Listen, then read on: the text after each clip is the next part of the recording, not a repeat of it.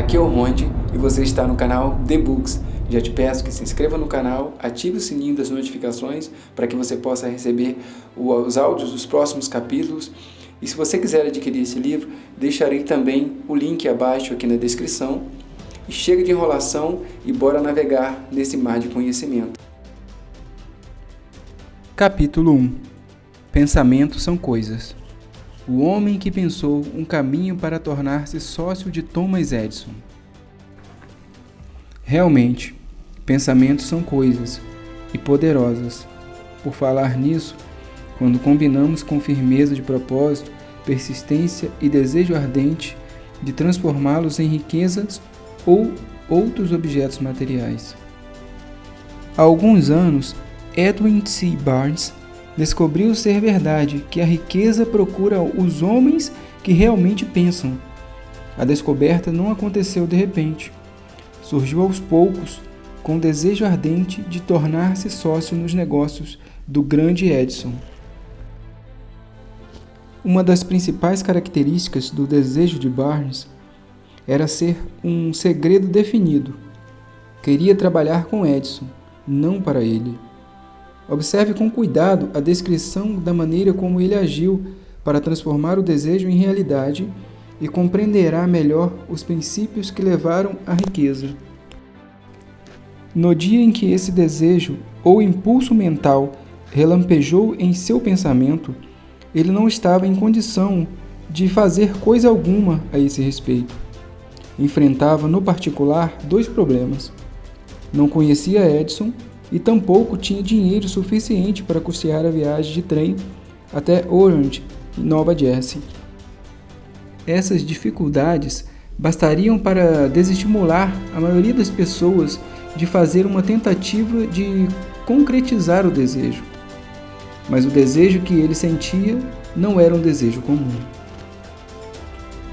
O inventor e o vagabundo. Ele se apresentou no laboratório de Edison e disse que viera até ali para tornar-se sócio do inventor. Anos depois, descrevendo esse primeiro encontro com Barnes, Edison contou: "Ali estava ele diante de mim, parecendo um vagabundo comum, mas havia algo na expressão de seu rosto que transmitia a impressão de que estava determinado a conseguir o que viera buscar. Após anos de experiência, eu aprendera que, quando um homem realmente deseja tanto buscar uma coisa a ponto de arriscar todo o seu futuro numa só cartada para consegui-la, ele com certeza vencerá. Dei-lhe a oportunidade que queria, porque vi que ele tomara a decisão inabalável de persistir até conseguir o que queria. Posteriormente ficou provado que não cometi nenhum erro. Certamente não foi a aparência do jovem que lhe deu um lugar no escritório de Edison, pois a aparência era definitivamente contra ele. O que contava era o que ele pensava. Barnes não conseguiu se associar a Edison na primeira entrevista, mas ganhou a oportunidade de trabalhar nos escritórios do inventor com um salário simbólico. Passaram-se os meses e nada aconteceu para deixar Barnes mais perto da meta que estabelecera mentalmente como sua grande e definida finalidade. Mas algo muito importante acontecia em sua mente. Reforçava o tempo todo o desejo de tornar-se sócio de Edison. Psicólogos dizem corretamente que quando o indivíduo está pronto para uma coisa, ela aparece. Barnes estava pronto para ser sócio de Edison e decidido a insistir até conseguir o que queria. Não disse a si mesmo: "Ah, bolas, de que adianta? Acho melhor mudar de ideia e tentar arranjar um emprego de vendedor." Na verdade, o que disse foi: "Vim para ser sócio de Edison e vou conseguir, nem que tenha de dedicar a isso o resto de minha vida." Ele falava sério. Que história diferente tantos homens contariam se ao menos tivessem adotado um objetivo definido, mantendo-o por tempo suficiente para transformá-lo em uma obsessão irresistível. Talvez Barnes não soubesse disso na época, mas sua determinação de bulldog, a persistência em manter-se fiel a um único desejo, estava destinada a derrubar toda a oposição e lhe dar a oportunidade que procurava. Disfarces astuciosos da oportunidade. Ao chegar, a oportunidade surgiu sob forma diferente e vinda de direção diferente da que esperava. Esta é uma das manhas da oportunidade. Ela tem o hábito astucioso de entrar sorrateiramente pela porta dos fundos e, não raro, chega disfarçada sob a forma de infortúnio ou derrota temporária. Talvez seja este o motivo por que tão poucos a reconhecem. Edison acabara de aperfeiçoar um novo equipamento de escritório, conhecido na época como Ditafone Edison. Seus vendedores não sentiam grande entusiasmo pela engenhoca. Achavam impossível vendê-la, a não ser com grande esforço. Barnes, porém, enxergou uma oportunidade. Ela chegara em silêncio, escondida dentro de uma máquina de aparência esquisita que não interessava a ninguém, salvo ao inventor e a ele. Barnes tinha certeza de que conseguiria vender a máquina. Sugeriu a ideia a Edison e imediatamente teve a sua oportunidade. Vendeu-a de fato. Na verdade, teve tal sucesso que Edison lhe deu um contrato para distribuí-la e vendê-la em toda a nação. Desta ligação comercial, Barnes extraiu riqueza, mas também alguma coisa infinitamente mais importante. Provou que o indivíduo pode realmente pensar e enriquecer. Quanto em dinheiro vivo valeu esse desejo inicial de Barnes? Não tenho meios de saber. Talvez lhe tenha rendido 2 ou 3 milhões de dólares. Mas a quantia em dinheiro, qualquer que tenha sido, de nada vale quando comparada ao ativo muito mais valioso que adquiriu, sob a forma de conhecimento definido de que um impulso intangível de pensamento pode ser transmutado em recompensas materiais com a aplicação de princípios conhecidos. Barnes literalmente imaginou-se como sócio do grande Edison. Pensou o caminho para a fortuna. Nada tinha com que começar, exceto a capacidade de saber o que queria e a determinação de conservar vivo o desejo até transformá-lo em realidade. A 1 metro de Deus. Uma das coisas mais comuns do fracasso é o hábito de desistir quando o indivíduo sofre uma derrota temporária. Numa ou noutra ocasião, todos incidem nesse erro. Nos dias da corrida do ouro, um tio de Derby pegou a febre do ouro e seguiu para o oeste, pensando em enriquecer.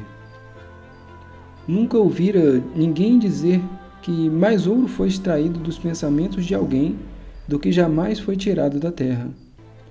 Demarcou um terreno e pôs mãos à obra com pá e picareta. Depois de semanas de trabalho, foi recompensado pela descoberta do metal faiscante, mas precisava de maquinaria para trazê-lo à superfície. Tranquilamente recobriu a mina com terra e refez os passos de volta ao lar, em Williamsburg, Maryland, e contou aos parentes e a alguns vizinhos que havia acertado na mosca. Eles reuniram o dinheiro necessário para comprar a maquinaria e despacharam-na. O tio e Derby voltaram a trabalhar na mina. A primeira carroça do minério foi enviada a um fundidor. Os resultados provaram que eram donos de uma das minas mais ricas do Colorado. Mais algumas carroças daquele minério e pagariam todas as dívidas. Em seguida, a grande jogada sob a forma de lucros. As perfuratrizes desceram na terra. Para o alto subiram as esperanças de Derby. Nessa ocasião, alguma coisa aconteceu. O veio de ouro desapareceu. Haviam chegado ao outro lado do arco-íris e nada de pote cheio de ouro. Continuaram a perfurar em desespero, tentando reencontrar o veio, mas em vão. Finalmente, resolveram desistir. Venderam a maquinaria a um sucateiro por algumas centenas de dólares e tomaram um trem de volta para casa. O sucateiro chamou um engenheiro de Minas para examinar o local e fazer alguns cálculos. O engenheiro esclareceu que os antigos donos haviam fracassado porque não conheciam o que em geologia é conhecido como linhas de falha. Seus cálculos mostraram que o veio seria encontrado a apenas 1 metro do ponto onde os Darbys haviam parado a perfuração. E foi aí, exatamente, que o ouro reapareceu. O sucateiro extraiu milhões de dólares da mina porque foi esperto o suficiente para procurar aconselhamento especializado antes de desistir. Jamais parei por alguém dizer não. Muito tempo depois, Darby recuperou-se 1000 vezes do prejuízo, quando descobriu que desejo pode ser transmutado em ouro. Descoberta aconteceu após ingressar no ramo de venda de apólices de seguro de vida. Lembrando-se de que perdera uma imensa fortuna por ter parado a 1 metro do ouro, Darby, no trabalho escolhido, lucrou com a experiência, utilizando o método mais simples de dizer a si mesmo: parei a 1 metro do ouro, mas jamais pararei quando alguém me disser não, quando eu pedir que compre uma apólice. Darby filiou-se a um pequeno grupo de indivíduos que, todos os anos, vendia mais de $1 milhão em seguro de vida. Devia sua insistência à lição aprendida com a desistência no ramo de mineração. Antes que o sucesso coroe a vida de um homem, ele certamente vai experimentar muitas derrotas temporárias e talvez alguns fracassos. Quando a derrota chega, a coisa mais fácil e mais lógica a fazer é desistir. E é exatamente o que a maioria faz. Mais de 500 dos homens mais bem-sucedidos dos Estados Unidos disseram ao autor que tiveram seu maior sucesso apenas um passo além do qual a derrota os pegou. O fracasso é um trapaceiro com um agudo senso de ironia e esperteza, e se delicia em passar uma rasteira em alguém quando o sucesso está quase ao alcance da mão. Uma lição de 50 centavos em persistência. Pouco depois de receber seu diploma na Universidade de Pauladas na Cabeça e resolver aproveitar a experiência no negócio do ouro, Darby teve a boa sorte de estar presente em uma ocasião que lhe provou que não nem sempre significa necessariamente não. Certa tarde, estava ajudando o tio a moer trigo em um antiquado moinho. O tio era dono de uma grande fazenda, onde vivia um bom número de meeiros negros. Silenciosamente, a porta foi aberta e uma menininha negra, filha de um dos meeiros, entrou e parou perto da porta. O tio levantou a vista, viu a criança e perguntou áspero, em voz alta: "O que é que você quer?" Humildemente, a criança respondeu: "Mamãe mandou buscar 50 centavos." "Não dou", respondeu o tio. "Agora caia fora daqui." O tio continuou a trabalhar, tão distraído que não notou que a criança permanecia no mesmo lugar. Quando levantou a vista e a viu, berrou: "Eu disse para você ir embora. Agora vá, ou vou lhe dar uma surra." A negrinha respondeu: "Sim, senhor," mas não arredou o pé. O tio deixou cair no chão o saco de cereal que ia colocar na caçamba do moinho, pegou um aro de barril e foi até a menina com uma expressão ameaçadora. Darby prendeu a respiração. Teve certeza de que ia presenciar um espancamento. Conhecia bem o temperamento violento do tio. Quando o tio chegou ao lugar onde estava a criança, ela deu rapidamente um passo à frente, fitou-o nos olhos e gritou com toda a força em sua voz aguda. Olhou para a menina por um momento, deixou cair o aro de barril, enfiou a mão no bolso, tirou $0,5 e entregou à menina. A criança recebeu o dinheiro e devagar recuou de costas para a porta, sem por um instante sequer tirar os olhos do homem que ela acabara de vencer. Depois que ela foi embora, o tio sentou-se em um caixote e olhou por uma janela para o espaço vazio durante mais de 10 minutos. Estava pensando, cheio de admiração, na surra que acabara de levar. Dub também estava pensando. Esta era a primeira vez em toda a sua experiência em que via uma criança negra dominar deliberadamente um branco adulto. Como conseguiria isso? O que acontecera ao tio? O que fizera perder a ferocidade e tornar-se tão manso como um cordeiro? Estas e perguntas semelhantes relampejam na mente de Dub, mas ele só encontrou as respostas muitos anos depois, quando me contou a história. Estranhamente, a história dessa experiência em comum foi contada ao autor no mesmo velho moinho, no exato lugar onde o tio levara aquela surra. O estranho poder de uma criança. Ali, naquele velho moinho bolorento, Dub repetiu a história dessa incomum vitória e terminou perguntando: que conclusão você tira dela? Que estranho poder aquela criança usou que derrotou de forma tão completa o meu tio? A resposta a essas perguntas serão encontradas nos princípios escritos neste livro. A resposta é final e completa.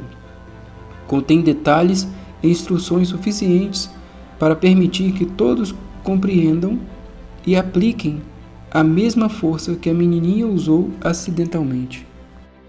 Mantenha a mente alerta e verá exatamente que estranho poder veio em socorro da criança.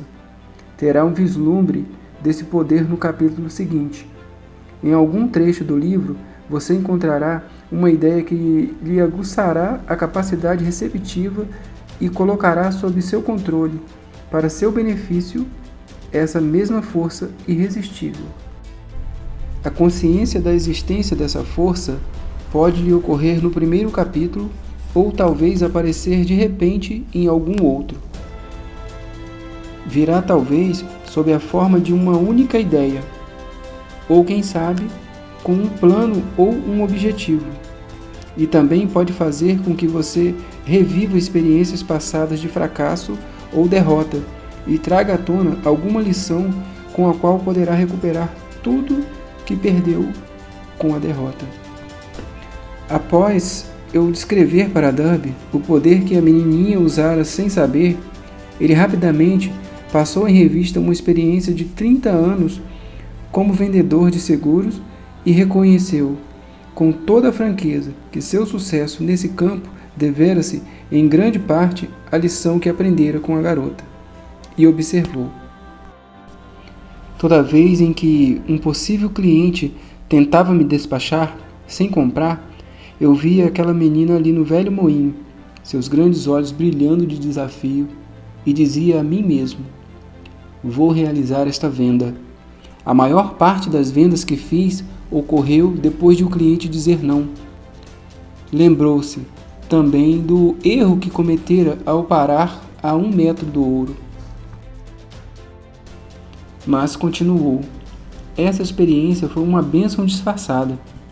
Ensinou-me a continuar.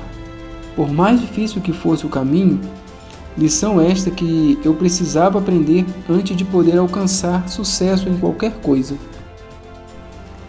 Esta história sobre Dub e o tio, a criança e a mina de ouro, será sem dúvida lida por centenas de homens que ganham a vida vendendo um seguro de vida, e a todos eles o autor deseja oferecer a sugestão de que Dub deve a essas duas experiências a capacidade de vender mais de $1 milhão de seguro todos os anos.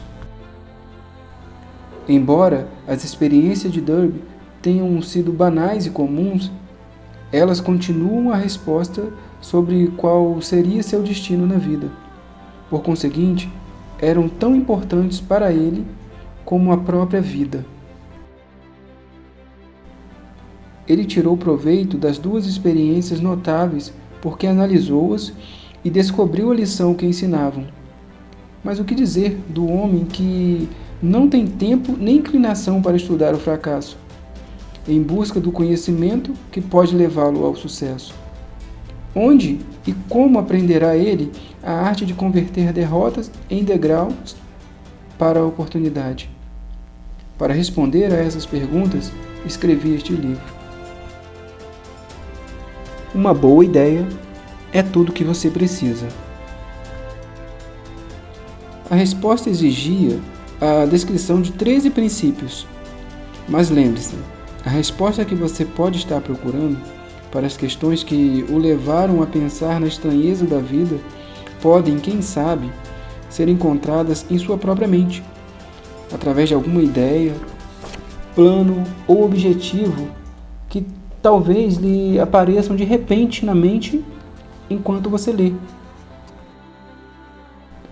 Uma boa ideia é tudo que alguém necessita para alcançar sucesso. Os princípios descritos nesse livro contêm indicações e meios para que você crie ideias úteis.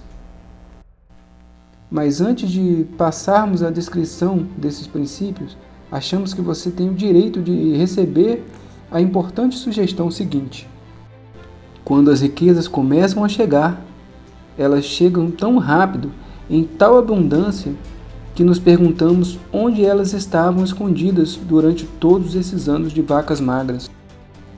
Essa declaração, reconheço, é de deixar o indivíduo de queixo caído, e ainda mais quando levamos em conta a crença popular de que as riquezas só premiam aqueles que trabalham muito e durante muito tempo. Quando começar a pensar e a enriquecer, você vai descobrir que as riquezas começam com um estado mental, com um objetivo bem definido, com pouco trabalho ou sem excesso de trabalho. Você e todas as pessoas devem ter interesse em descobrir como adquirir esse estado de mente que atrai ideias. Passei 25 anos realizando pesquisas porque também queria saber como os ricos ficam ricos. Observe com toda atenção que, tão logo domina os princípios desta filosofia e começa a seguir as instruções para aplicar esses princípios, seu status financeiro começa a melhorar e tudo em que tocar começará a se transformar em um ativo, em seu benefício. Impossível? De modo algum. Uma das maiores fraquezas da humanidade é a familiaridade do homem comum com a palavra impossível. Ele conhece todas as regras que não dão certo. Conhece todas as coisas que não podem ser feitas. Este livro foi escrito para os que procuram as regras que tornaram outras pessoas bem-sucedidas e estão dispostas a apostar tudo nessas regras. O sucesso chega àqueles que se tornam conscientes do sucesso. O fracasso ocorre àqueles que, por indiferença, se permitem tornar-se conscientes do fracasso. O objetivo deste livro é ajudar a todos os que leem com o desejo de aprender a arte de mudar a mente da consciência do fracasso para a consciência do sucesso. Outra fraqueza, encontrada em um número grande demais de pessoas, é o hábito de medir a tudo e a todos por suas próprias impressões e crenças. Alguns que lerem este livro acreditarão que não podem pensar em enriquecer, porque seus hábitos mentais estão saturados de pobreza, carência, sofrimento, fracasso e derrota. Esses infelizes me lembram um chinês importante que aqui chegou para educar-se segundo o sistema americano. Matriculou-se na Universidade de Chicago. Certo dia, o presidente Harper encontrou esse jovem oriental no campus, parou para um breve bate-papo com ele e lhe perguntou o que o impressionara como sendo a característica mais notável do povo americano. Ora, exclamou o jovem, esse enviesamento esquisito dos olhos de vocês. Os olhos de vocês estão fora do prumo. O que é que nós dizemos a respeito dos chineses? recusamos-nos a acreditar naquilo que não compreendemos. Acreditamos totalmente que nossas próprias limitações são a medida correta das limitações. Claro, os olhos do outro cara estão fora do prumo, porque eles não são iguais aos nossos. O impossível motor Ford V8. Quando resolveu produzir o famoso motor V8, Henry Ford decidiu-se por um motor com todos os 8 cilindros fundidos em um único bloco e deu aos engenheiros instruções para que apresentassem um projeto. Embora posto o projeto no papel, os engenheiros concordaram por unanimidade que era simplesmente impossível fundir um bloco de um motor com 8 cilindros numa só peça. Produzam-no de qualquer maneira, disse Ford. Mas responderam eles, isso é impossível. Vão em frente, ordenou Ford, e continuem a trabalhar no projeto até conseguirem, não importa quanto tempo gastem. Os engenheiros foram em frente. Não havia outra coisa a fazer, se queriam continuar na folha de pagamento da Ford. 6 meses se passaram e nada aconteceu. Mais 6 meses e ainda nada. Os engenheiros tentaram todos os planos concebíveis para executar as ordens, mas o projeto parecia inteiramente inviável, impossível. No fim do ano, Ford chamou-os para uma conversa e mais uma vez foi informado de que eles não haviam encontrado uma maneira de executar as ordens. Continuem a trabalhar, decidiu Ford. Eu quero esse motor e vou tê-lo. Eles continuaram e então, como se por um passe de mágica, descobriram o segredo. A determinação de Ford ganhara o dia mais uma vez. Essa história talvez não tenha sido descrita com detalhes minuciosos, mas a sua soma e substâncias estão corretas. Deduza a partir dela, se puder, você que deseja pensar e enriquecer, o segredo dos milhões de Ford, e não vai ter que procurar longe demais. Ford foi um sucesso porque compreendia e aplicava os princípios do sucesso. Um deles é o desejo, saber o que se quer. Lembre-se dessa história de Ford enquanto lê e identifique as linhas nas quais é descrito o segredo do notável sucesso que ele alcançou na vida. Se puder fazer isso, poderá também pôr o dedo no conjunto especial de princípios que o tornaram rico e ter o mesmo sucesso em praticamente qualquer profissão para a qual esteja talhado. Porque você é o senhor do seu destino. Quando escreveu os versos proféticos, eu sou o senhor de meu destino, sou o comandante da minha alma. Henry devia ter nos informado que somos os senhores de nosso destino, os comandantes de nossa alma, porque temos o poder de controlar nossos pensamentos. Devia ter nos dito que nosso cérebro torna-se imantado com pensamentos dominantes que abrigamos na mente, e que por meios que nenhum homem conhece bem, esses ímãs atraem para nós as forças, as pessoas, as circunstâncias de vida que se harmonizam com a natureza de nossos pensamentos dominantes.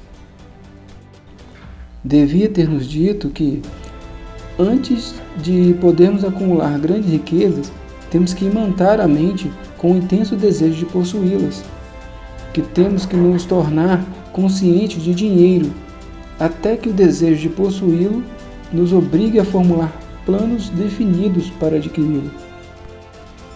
Mas, sendo poeta e não filósofo, Henry contentou-se em enunciar em forma poética uma grande verdade, deixando aos que o sucederam a tarefa de interpretar o significado filosófico dos versos.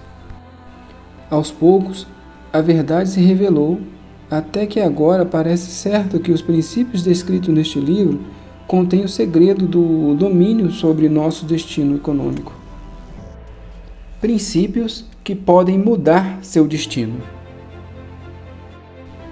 Estamos prontos agora para examinar o primeiro desses princípios. Conserve a mente aberta e lembre-se, enquanto lê, de que eles não foram invenção de um único homem. Funcionaram no caso de muitos. E você pode fazer com que trabalhem para você e lhe tragam benefícios duradouros. E vai descobrir que é fácil e não é difícil fazer isso. Há alguns anos, pronunciei o discurso de saudação aos formandos no Salem College, em Salem, Virgínia Ocidental. Enfatizei com tanta intensidade o princípio descrito no capítulo seguinte que um dos membros da classe que se despedia apropriou-se dele e tornou parte de sua própria filosofia. O jovem elegeu-se deputado e se tornou peça importante no governo de Franklin D. Roosevelt. Escreveu-me uma carta na qual manifestou com tal clareza sua opinião sobre o princípio descrito no capítulo seguinte que resolvi publicá-la como introdução a esse capítulo. A carta lhe dará uma ideia dos sucessos que virão. Meu prezado Napoleon, tendo meu mandato no Congresso me dado introvisão dos problemas de numerosos homens e mulheres, estou lhe escrevendo para fazer uma sugestão que talvez se torne útil a milhares de pessoas de valor. Em 1922, quando você fez o discurso de colação de grau no Salem College, eu estava entre os formandos. Neste discurso, você plantou em minha mente ideias que foram responsáveis pela oportunidade que ora tenho de servir ao povo do meu estado, e que serão responsáveis em alto grau por qualquer sucesso que eu porventura alcance no futuro. Lembro-me, como se fosse ontem, da maravilhosa descrição que nos deu do método através do qual Henry Ford, com pouca escolaridade, sem um tostão no bolso, sem amigos influentes, subiu a grandes alturas. Tomei uma decisão naquele momento. Mesmo antes de você terminar o discurso, de construir um lugar para mim na vida, quaisquer que fossem as dificuldades que tivessem que superar. Milhares de jovens terminarão sua educação acadêmica nestes e nos próximos anos. Todos estão à procura de uma mensagem de estímulo prático, como a que recebi de você. Quererão saber para onde se voltar, o que fazer para se iniciarem na vida profissional. Você pode lhes dizer, porque ajudou a solucionar o problema de um número tão grande de pessoas. Há hoje nos Estados Unidos milhares de pessoas que gostariam de saber como converter ideias em dinheiro. Pessoas que têm de começar do nada, sem recursos financeiros e recuperar suas perdas. Se alguém pode ajudá-las, esse alguém é você. Se publicar o livro, eu gostaria de possuir o primeiro exemplar que sair do prelo, pessoalmente autografado por você. Com meus melhores votos, subscrevo-me cordialmente. Assinado James Randolph. 35 anos depois daquele discurso, tive o prazer de voltar em 1957 ao Salem College e pronunciar o discurso de formatura. Nessa ocasião, recebi um diploma de doutor em literatura pela instituição. Desde aquela época, em 1922, venho observando James Randolph subir na vida e tornar-se um dos maiores executivos de empresas aéreas do país, um grande e inspirado orador e senador dos Estados Unidos pela Virgínia Ocidental. O que quer que a mente do homem possa conceber e acreditar, ela pode realizar. Bom, chegamos ao final do primeiro capítulo e até aqui podemos ver quantas lições extraordinárias tem nesse livro. O quanto nós podemos aprender e tirar dessas experiências que Napoleon Hill deixou escrito aqui. Espero que vocês tenham gostado e que vocês possam aplicar também isso na vida de vocês. Aqui é o Ronde, um abraço a todos vocês, que Deus os abençoe.